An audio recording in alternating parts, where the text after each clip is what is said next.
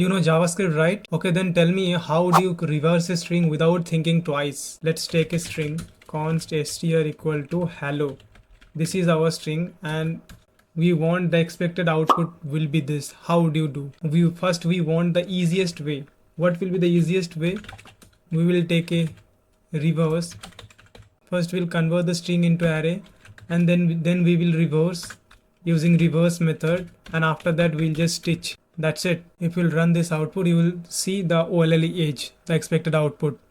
But what if interviewer told you you can't use dot reverse method, or if this didn't exist? How do you do without dot reverse method? You have to do manually. So for that we will take a function called reverse string,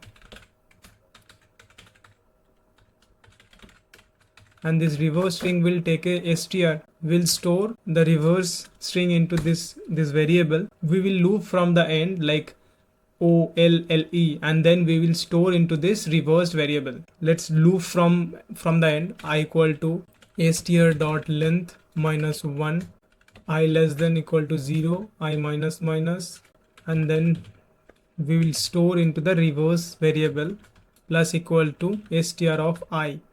That's it. After this we have to return this variable, the reversed variable. That's it. If you call this one console.log reverse string hello, let's clear the output and run this one. Ole. The time complexity of this big O of n, and the space complexity also big O of n, because we go through each character at once, so that's why our time taken big O of n, and we store our answer into another variable, so that's why our space complexity also big O of n. That's it. Two clean ways to reverse a string. If this video helped you, please hit the like button and subscribe us for more such problems.